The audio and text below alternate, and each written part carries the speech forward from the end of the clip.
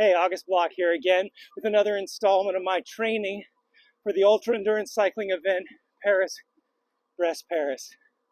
I'm on a quick 30-mile training ride right now. I just got to knock out, just always be logging miles. That's all I can ever say to myself. But after this, after we do a little tour here, I'm going to take you through one of my greatest apprehensions, my greatest fears in this long riding event called Shermer's neck. So creepy. Hang tight. We'll get there shortly. For now, let's hammer down.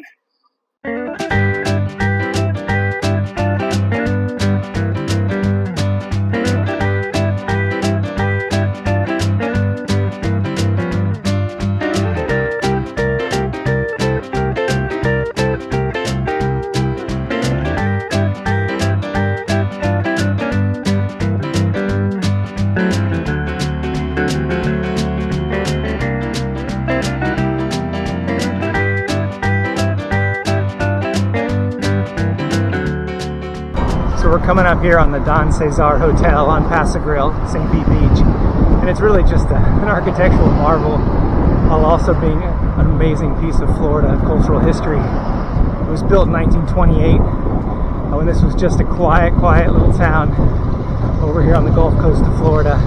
And when I was growing up in the 1980s, it was pretty much abandoned. I mean, it was empty, boarded up. It was even more mysterious back then, you know. And then somebody, I'm sure a lot of people wanted to tear it down and put something else up, but somebody had the smarts and the vision to bring it back to life, and now it's just this jewel on the Gulf Coast of Florida. So if you're ever in St. Pete, you got to check out the Don Cesar. Let's take a look.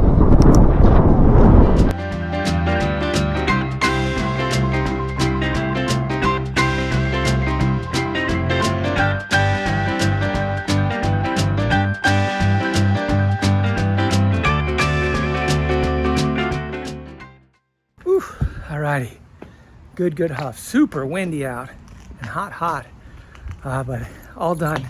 Logged those miles for today. Let's go ahead and talk about Shermer's neck. Another thing that many of you may have never heard of, and it's something that terrifies me about long distance riding, is a thing called Shermer's neck. Shermer's neck, it only happens with ultra endurance cyclists. And they say that you can really, people only experience it after about 800 kilometers.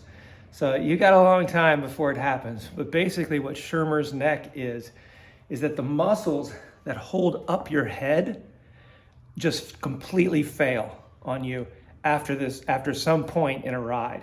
From just being in this position and holding your head up like this, after like 800 kilometers, your head has no ability to raise it and your head's just flopping and you just can't control it. It's just so creepy sounding to me that I don't want that to happen. So it's probably far-fetched because maybe I do some strength training already. I do have some neck issues, so you know, it's a possibility, but just the idea of my head just flopping and not being, there are photographs of people with their heads like propped up on like some PVC mechanism and some straps around their head, holding their head up as they're riding along because their head is just flopping down. So to me, that's a terrifying thing. So in order to hedge against that, I do this medieval exercise. It's my second reference to medieval because I think there's something about it that just seems so like dark and weird. But I've got this head strap right here. It goes on my head, and I've got 20 pounds of weight on it. And I put this thing on after a ride like this. This is so funny. It's a good thing that I'm doing it now publicly for you, but it's a good thing this isn't public because it's kind of silly, you know. But like, you get this weight on your head like this, I do, and then first I stretch, and that helps so much because it just loosens all the muscles. It's hard to stretch your neck. And I get real benefit from that. And then I just do 20 lifts. All right. So that actually feels good, but it's kind of ridiculous. I know. But, you know, I don't want a flopping head.